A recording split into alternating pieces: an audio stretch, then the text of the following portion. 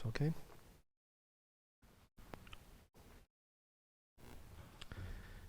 Everyone's doing all right?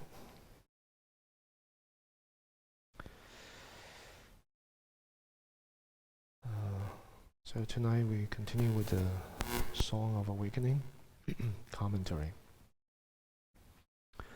Before we do that, do we have any questions? From your sitting?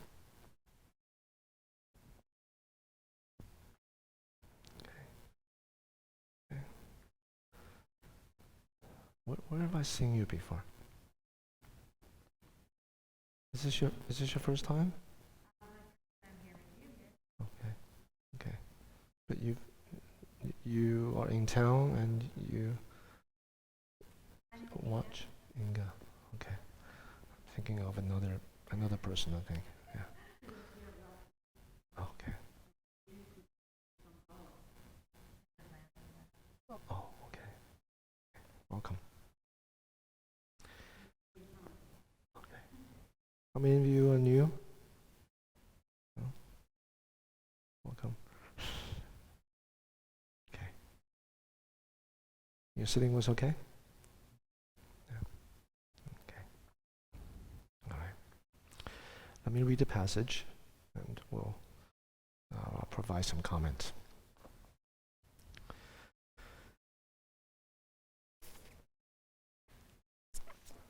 Tonight the passage is pretty interesting. Some stories. People always like stories. So the text goes, "Fearless is this teaching, like the lion's roar. Those who are foolish and stubborn are pitiable. They only know of transgressions that block their awakening and cannot see the secret that the Tathagata, Buddha, reveals."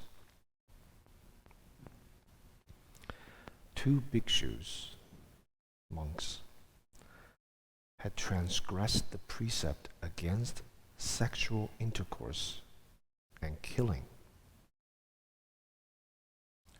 With insight like the light of a firefly, Upali only exaggerated their sin. Through the wisdom of the great Vimalakirti, their distress was instantly removed. Like a scorching sun that melts frost and snow.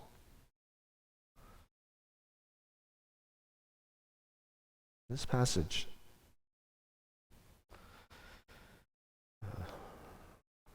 reveals the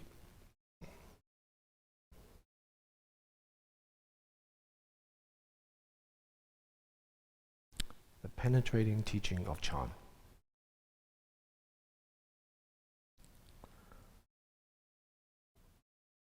But this teaching is like a double-edged sword.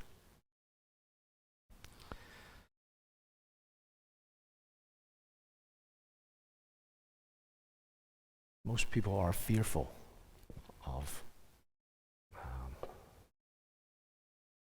things that they don't understand.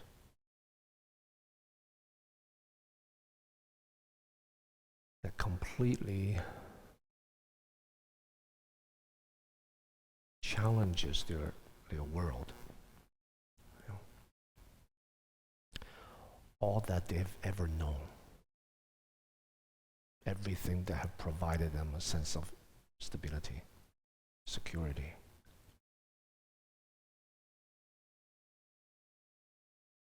But very often, it's the same things that provide security are the containers that limit us, that bind us. like the words that we use. Words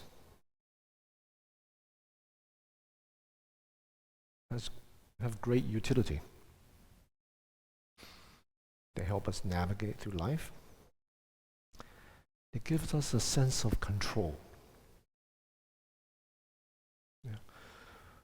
When we can name something, we reify and solidify it into a thing.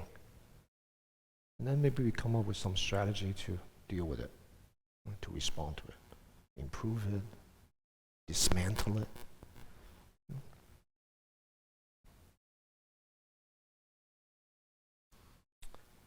But at the same time, that we name something, we label something, we discern it from something else, which is the nature of language. It discriminates, separates, solidifies. At the same time we do that, we're bound by it. Its utility lies in the freedom with which we can see things from different perspectives. Not bound by words and language, but be able to freely use them to dismantle the emotional afflictions we have inside. If we find that words and language generates more vexations, then we have to learn to untether ourselves, disentangle ourselves from these words and learn to see it from multiple angles, multiple ways, from other people's perspective, other views.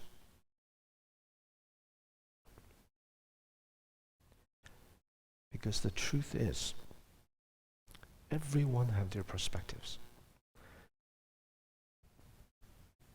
Everyone, the way they see things, has a history. Lived, embodied, have shaped their world in a particular way. It's almost as if they can't help themselves. This is the lens that they see the world. You know what I'm saying? From everyone's perspective, everyone's correct. It's almost as if, you know? But at the same time, each and every one is bound by their own narrow view container. So when we encounter teachings that are Buddha Dharma teachings that are unfamiliar to us or challenges us, it's very difficult. Very difficult for us to accept. Usually when people come to the Dharma practice, they're looking for something. You know, they're looking for peace, health, sense of well-being. And when they find it, when they come across teaching like that, oh, that's good teaching. Because we're looking for it. Right? When they come across teachings that challenges that, or something that they're not looking for, then it becomes maybe they criticize it. You know? Chan is like that.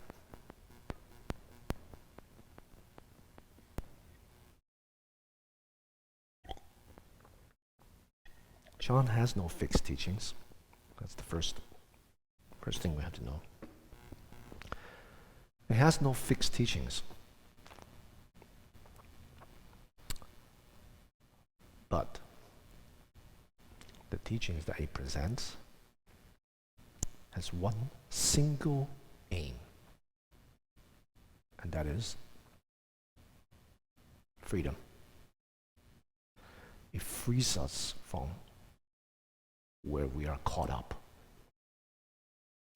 So it's very flexible.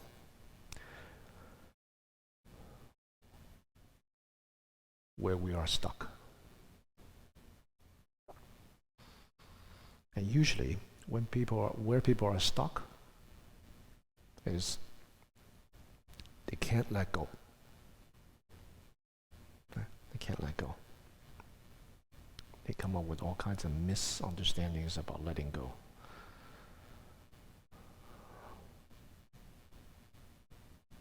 Justifications for not letting go.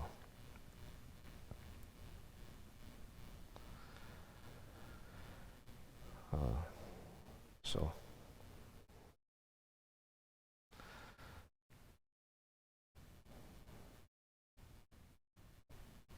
letting go,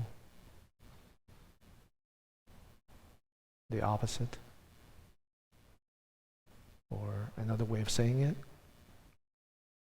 is to offer. Offer. Yeah. To let go is to offer. Yeah. It's basically the same thing. If you think about it as letting go, it's like, I don't want to let go. I really like this. Right? But if you think about it as, I want to offer, share. Doesn't it sound a little better? Why does that sound better? Because we don't want to let go. All the Buddha's teachings point to that. So the lion's roar that this text refers to is the Buddha's highest teaching.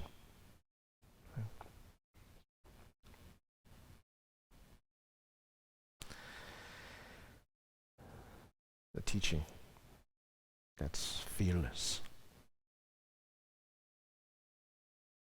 Why is it tied to fear? Because of our attachments. Deep-seated conditions that prevent us from letting go is fear.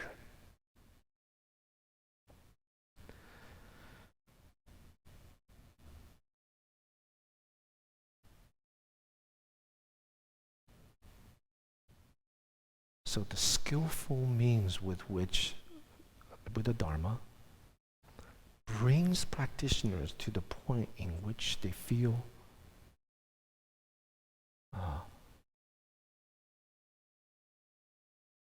ready. Ready. With no misconceptions, no proliferation of erroneous ideas. That process is called practice. And that moment in which one is fearless, ready, that letting go is awakening. Letting go does not mean giving up everything. It does not necessarily mean things. Things that we possess. Things that we identify. It's not things. Because in reality, whether we want to let go or not, those things, possessions, when we die, we let go of everything anyway. We can't bring anything, right? So what is it that prevents us? What is it?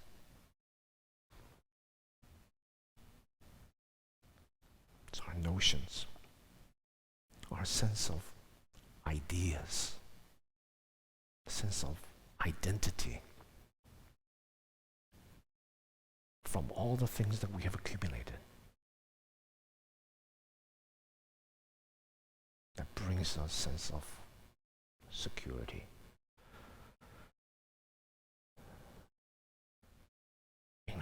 of chaos.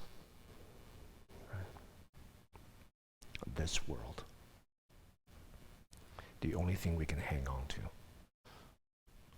are experiences, our name, our knowledge, maybe some material things, our identity. All of these, what are they? Identities change. Right? One day you're not married, next day you're married. One day you're married, next day you're divorced. Right? You used to be a student, now you graduated. You used to be a teacher, now you retired. From one person's perspective, you're a father. From another person's perspective, you're a jerk. From another person's perspective, you're a mother. From another, you're a daughter. The only way that ties these things together is our self-referentiality. Me, I, mine. Seem to present some kind of security. And that is, although useful in some circumstances, many cases, that fixation is delusion. So letting go refers to that fixation. Not necessarily the things or the names, the labels, but this need to solidify, reify, identify, that need, delusion. That's the cause of suffering. That blocks the free flow of possibilities. You can be anything you want. But our fixed notions of who we are, what we have, that's the block.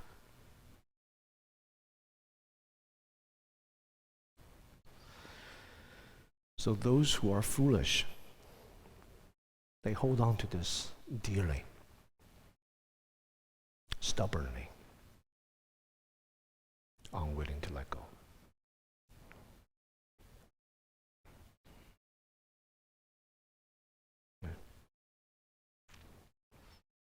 My teacher spoke of, I had a student who had cancer. Went to see many doctors.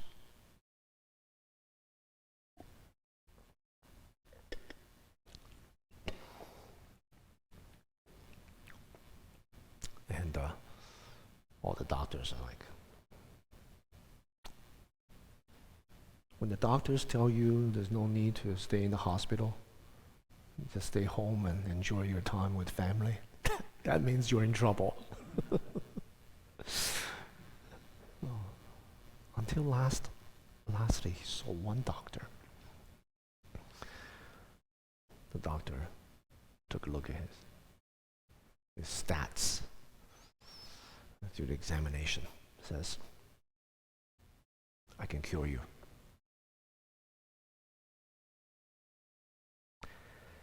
But because he's so conditioned in hearing that I am sick, I cannot be cured, I'm the last stage of cancer. They didn't believe the person, didn't believe the doctor. Threw away his prescriptions. What to do? Stubbornly held on to his notion.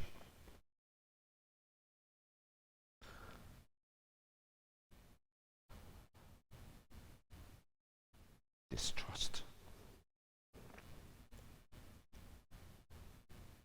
He died. No? You could wonder, but maybe if he, went through the treatment with the last doctor, he could have lived longer. We don't know that. He didn't even bother trying. Living beings are like that. We have our fixed notions of who we are, fixed notions of the world, a sense of identity, and a lot of distrust.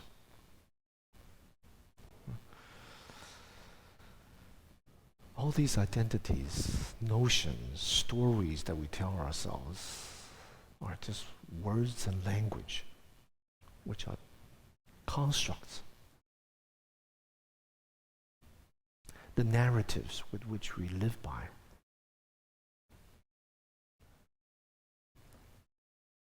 Bind us.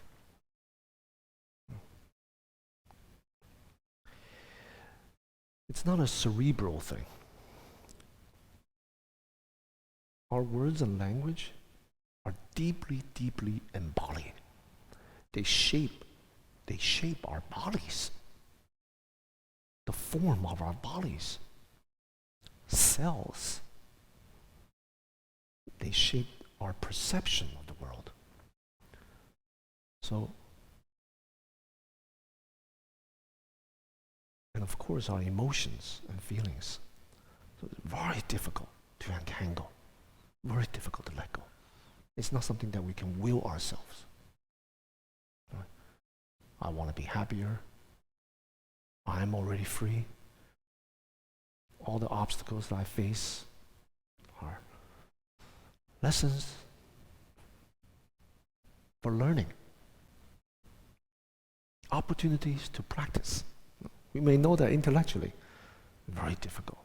Because when we face the person, the difficult person, the circumstances, our bodies are triggered. Chemicals are flowing. You can't say, stop, chemical. It doesn't listen to you. Our whole body is triggered into habitually responding in a particular way. So the only way to dismantle this, to disentangle the way that we're bound physiologically, somatically, emotionally, is to kind of bring ourselves through practice, sincere practice, correct principle. So we can work with these habituations. Uncondition them. That takes practice.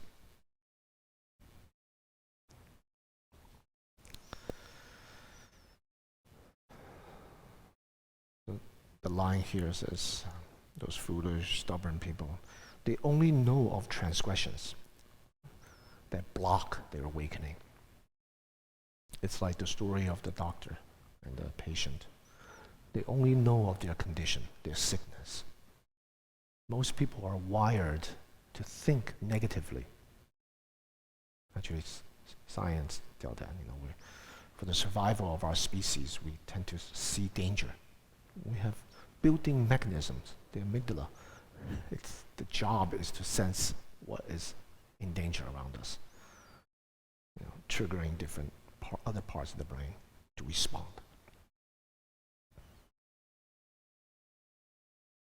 Living in this fashion, not a good way to live. Living in fear, where we only see negativities, only see obstacles, only feel a sense of lack, inadequacy, not good enough, I can't do this. That's what blocks awakening. Chan view, awakening is not some extraordinary experience. Awakening is now. We're already free.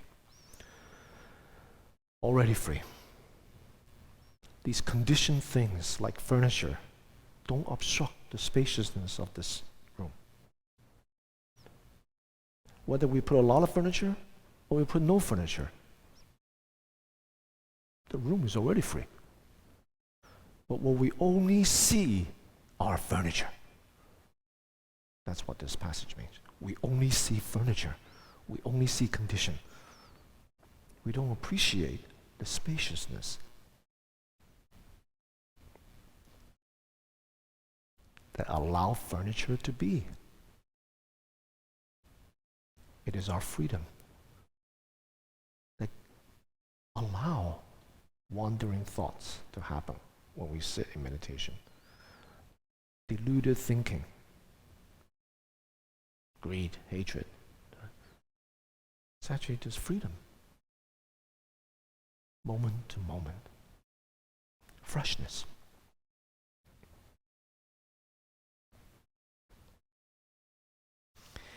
What about the secret that the Tathagata, that's another epithet for Buddha, reveals?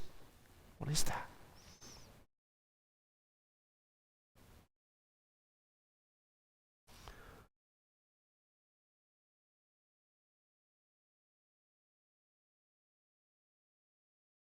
No thought. Formless. And non-abiding. That's the secret teaching of the Buddha. No thought does not mean we meditate so we have no thought. It means in the midst of thought, we're already free. In the midst of thought, the very possibility of thoughts, of mental process, is due to freedom. In the midst of thought, no thought. How that translates to a practitioner's life is when we have thinking, when we have ideas, when we have creative thoughts, we're not attached to that. Yet we allow it to flourish. Most people, when they have thoughts, when they have views and opinions, they're attached to it. Okay. As soon as they encounter someone challenge that, the body tenses up. That's an indication. To engaging thought with thoughts, yet no thought, no reified, solidifying of thoughts. That is the practice. That's the principle. Formless means everything changes. Everything is about relationships. Gita is made up of non-Gita. Inga is made up of non-Inga. Inga is made up of everything else. Right? Everything is about relationships. So what is it about Inga-ness to Inga? A 5-year-old picture of Inga looks completely different, maybe. Right? When we fixate things into specific forms, appearances, we kill that thing. Everything is already free, constantly changing. They interconnect and they flow. So, no thought in the midst of thought. Formlessness is to see relationships. And non-abiding. Non-abiding is the foundation. How?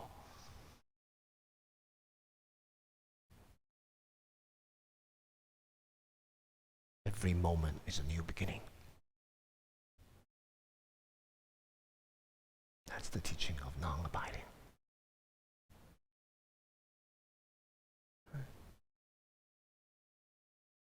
We tend to see things in fixed, permanent ways.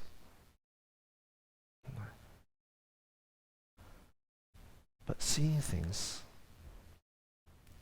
like seeing brand new,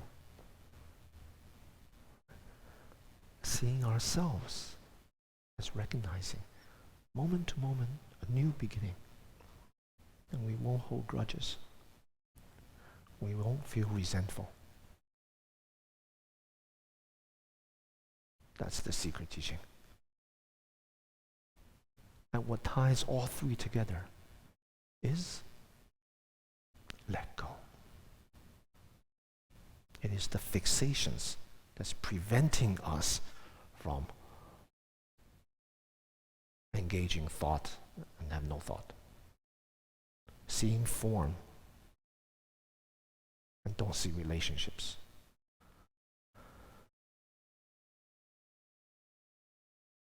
Experience things not as non-abiding, but as permanent, fixed.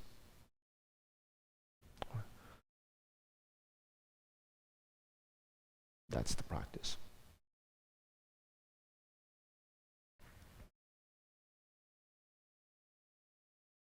That's the secret revealed by the Tathagata.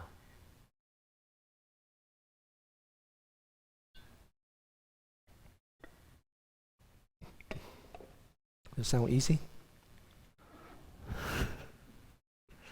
Every thought that we have, it's fixed.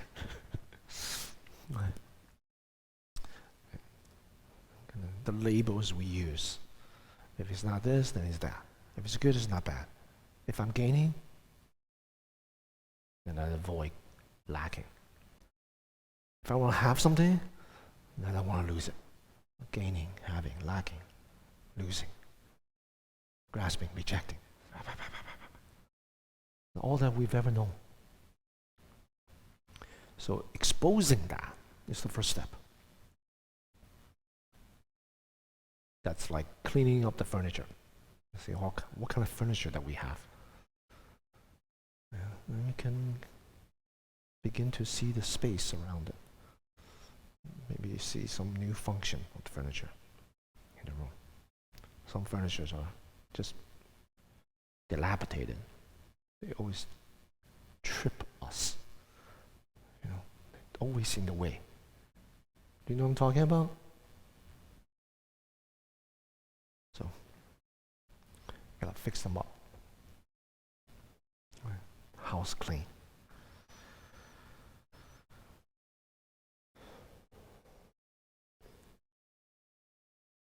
So the key here is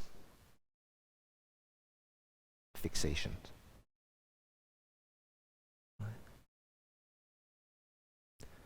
That's why non-abiding is the foundation.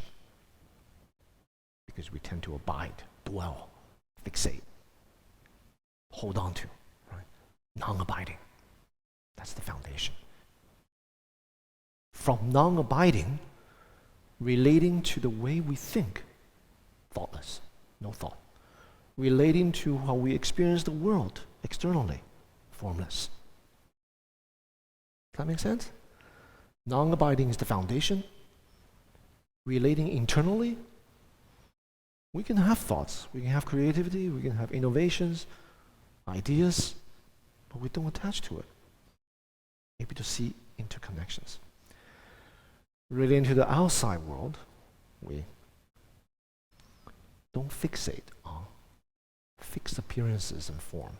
Don't judge books by its cover. We allow others to be. We allow possibility to be. If we judge people and circumstances in a fixed way that's attaching to form, then we don't see possibilities. We don't see new beginnings. So non-abiding.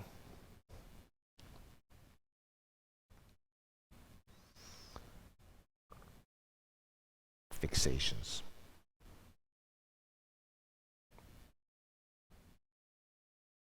Is that which we must let go.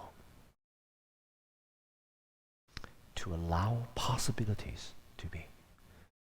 To allow connections to be.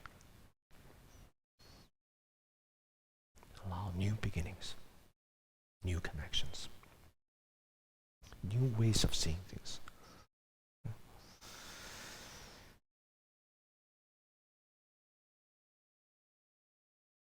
The extent to which we are stuck tells the extent to which we are conditioned by the way we think, the way we reify forms, the way we attach. So the only way out is not to think about it, it's not to read about it, listen to talk about it. Maybe it'll help a little bit. After the talk, you feel a little freer. But as soon as something comes up, we can't deal with it, right? We go back to the default, our survival mechanism, all that we've ever known, which is fixate, solidify, secure, control. So the only way out is to practice. Because practice come at, discursively, the way we relate to our own language. Practice deals with the way in which we relate to language, the way we relate to the body. The way we feel about certain things. So you come at it from multiple angles.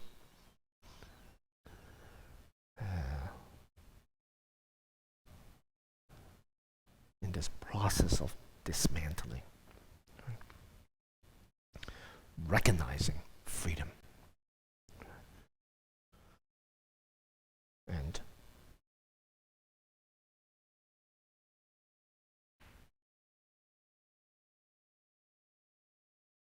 how does it do that? How does it accomplish that? It works with the bodies. For example, our vexations, emotional afflictions, there's always a bodily component to that. Our discriminations and ideas about people and things, there's always a physiological component to that. So if you cultivate mindfulness, your ability to discern the physiological responses, you can just relax those responses. Once you relax those responses, you will feel that your feeling tone, your mood in that moment also shifts. Right? You release some of that tension. And then your perspectives, possibility to change. Does that make sense? So you come at it through the body. Relax. Content. Right? Relax the body. Cultivate contentment. Humility. Then when these things arise, the conditions that we meet it won't be such an automatic response. Right? We'll be able to expose, accept, and work with them. Slow down the process of this automatic response.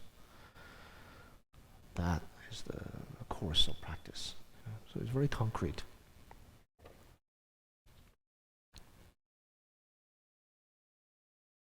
Now, that's the first verse. Second verse is a fun story. Two bhikshus.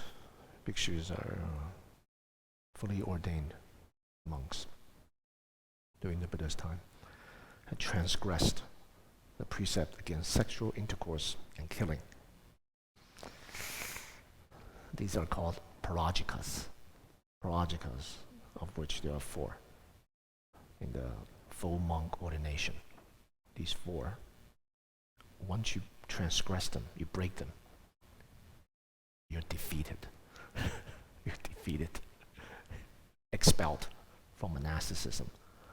Other sorts of transgressions, you can amend, repent, maybe some probationary period, engage in special practices, and maybe rejoin the Sangha. But these 4, they're considered grave precepts. First one is, challenges celibacy. That's the whole monastic order. Let's build on that. So, sexual intercourse. Second one, killing. Third one, stealing. Fourth one, lying, deception, especially about one's own spiritual attainment. for the benefit of gaining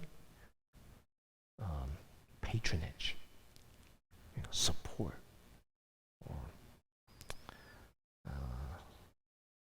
of all kinds. These four are detrimental to practice. So these two bhikshus,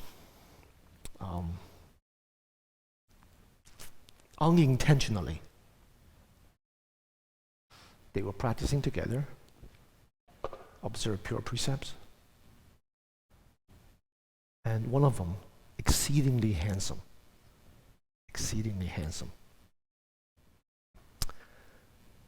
One day, they were in the woods. He wasn't feeling too well. Maybe he stayed behind from alms begging. They live in the forest, they practice, they come out to the community, they beg for alms, for food for the day. So his friend says, I'll beg the food, I'll bring back some, you just stay here. So he was taking a nap. But because he was so handsome, this woodcutter woman collect firewood. She walked by and she saw him dead asleep, pass out. His countenance and his presence so enticing, and she gave rise to impure thoughts. So she mounted on him and raped him, had sex with him. And then he woke up. It was already too late. His friend comes back. He feels such remorse. His friend comes back with the food. He said, what happened to you? You're half naked. It's like, he's just sitting there, completely distraught. He tells him what happened. And she didn't go too far away. And he saw the girl. He became furious. He starts chasing after her. The other friend, how dare? And she tripped, fell into a ravine, over a cliff, and she died. And he became completely distraught. He's like, oh, because of me, I just killed someone. The story appears in the Vinaya Pitaka. The Vinaya Pitaka, many different versions.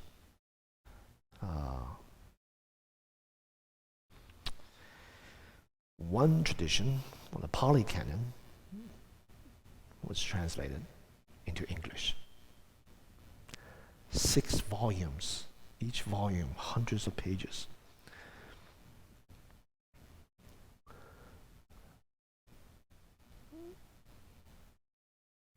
It's been translated for like 50 years. No one wants to read them. People usually don't like to read precepts and stories, but they're rich, rich stories. So today I purchased the 6 volumes for our library. It's in volume 3. And apparently,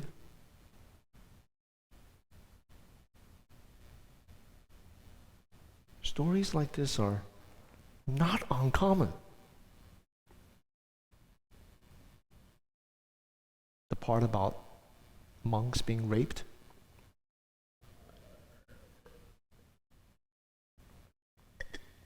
I don't know what's going on in India, but maybe it's not India. Everywhere it's the same. People are attracted to practitioners.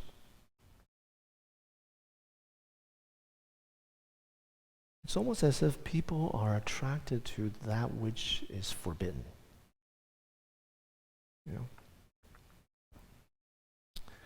there's something alluring about the innocence and the purity and the peace with which practitioners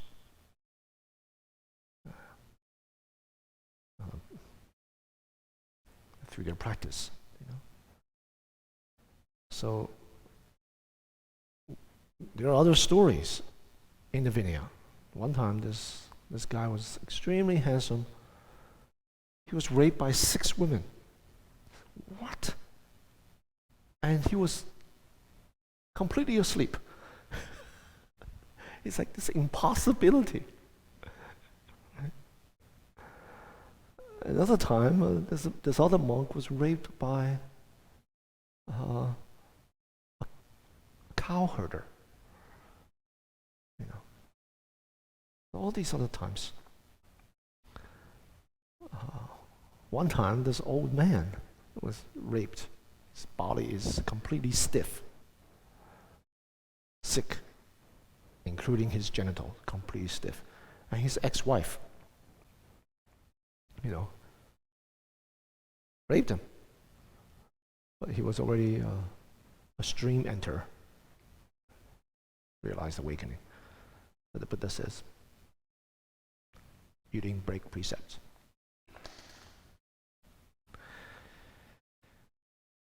The mind is without flaw. The mind is without craving, aversion, ignorance. There's no intention there. There are cases in which monks concede to sexual intercourse. So this particular story happened, and those 2 men feel so distraught, grieving, and they feared to go to the Buddha. So they went to Upali, precept number 1, liberated from observing the pratimoksha, individual liberation precepts. Became an arhat due to that. And Upali responded to the 2 men according to, in a very straightforward way, according to the Dharma that he practiced, which is, he broke precept. You must be expelled from the Sangha. They were so distressed.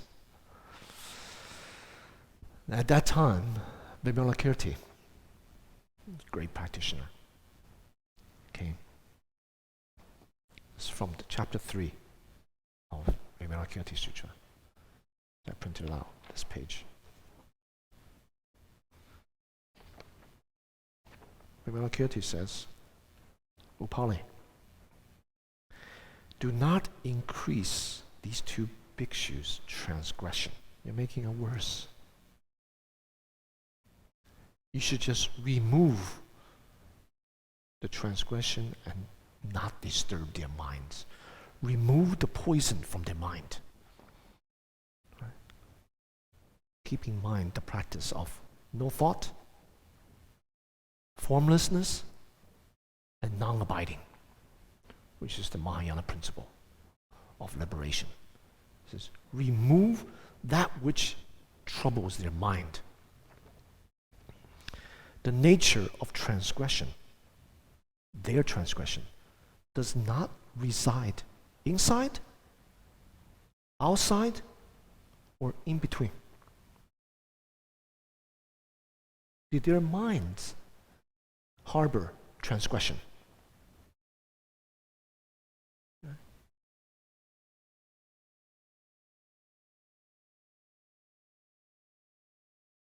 When the act was performed.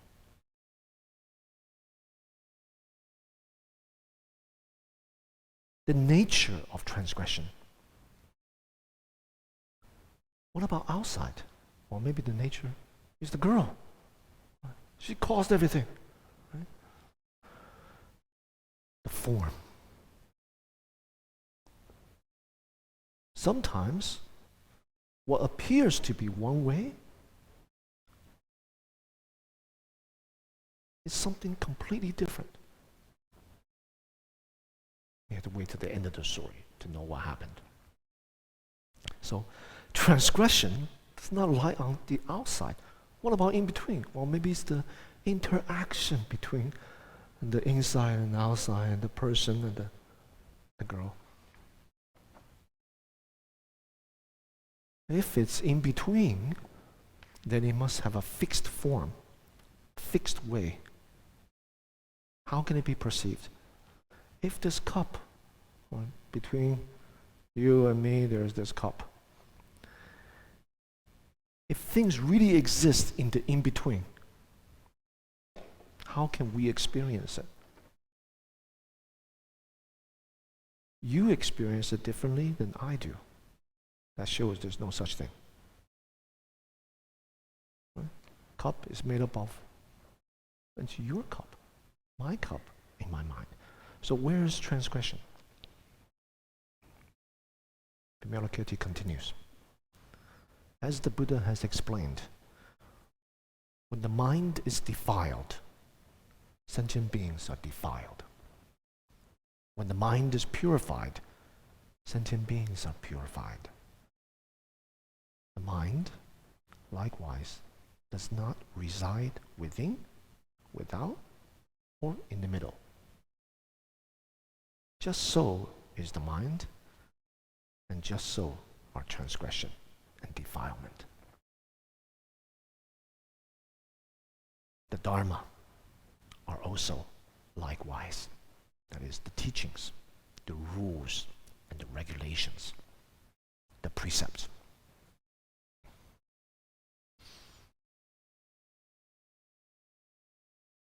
Upali.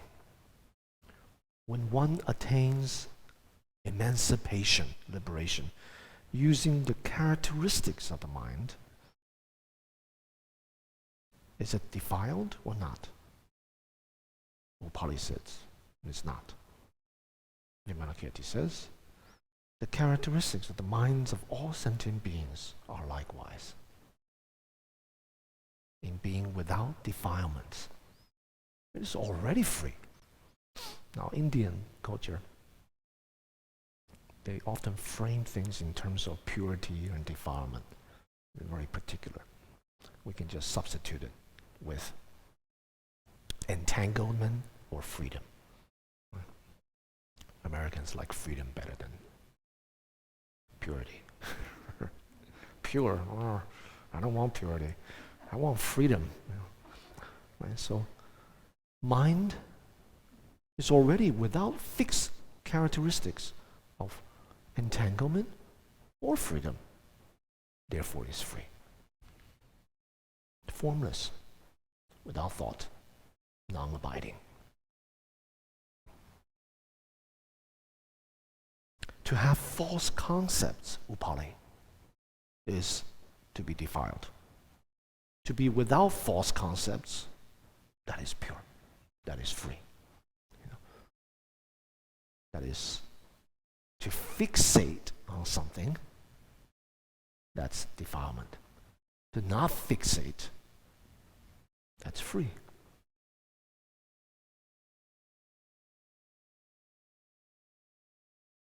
To grasp the self as a result of me, I, mine, right, is defilement. To not grasp the self is purity, free.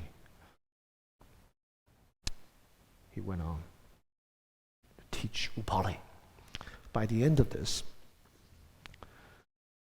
the two bhikshus, monks, who just broke precepts,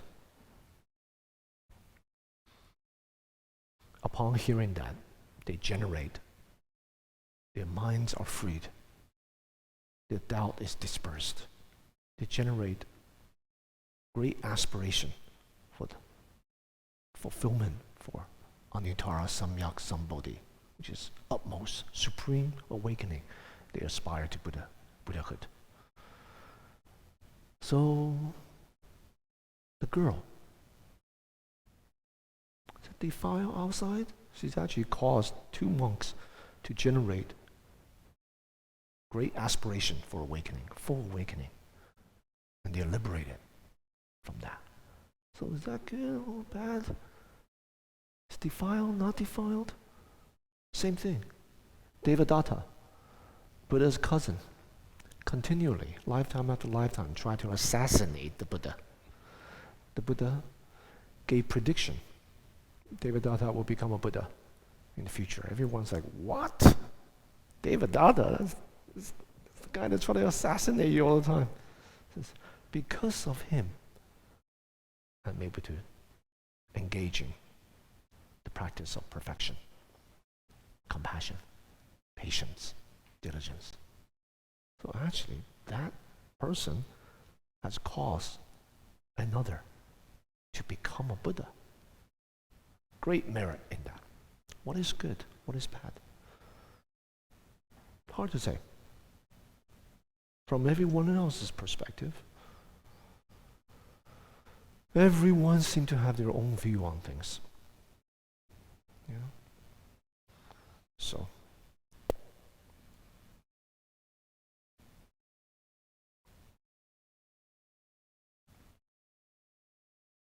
this section focuses on formlessness.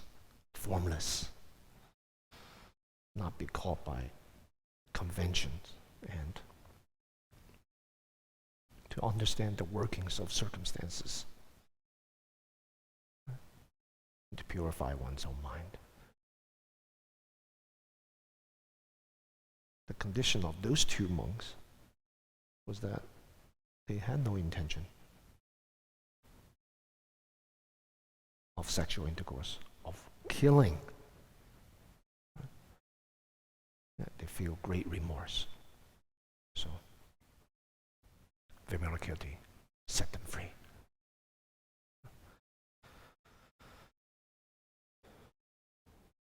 Relating that to our lives, sometimes we find ourselves in similar situations, don't we? Yeah. Maybe not raping or killing, but without intention, we find ourselves caught in some circumstances that give rise to great grief and dis-ease, great trouble. So in those moments we have to examine. These are precisely, examine our heart. These are precisely the moments in which we can discover our freedom. To what extent are we fixating, attaching, abiding? Why is it that we do that? Because of some notions.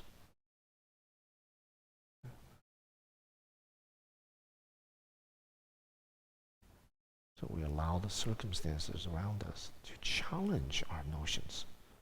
Challenge our notions. Life becomes full of possibilities and new connections of learning.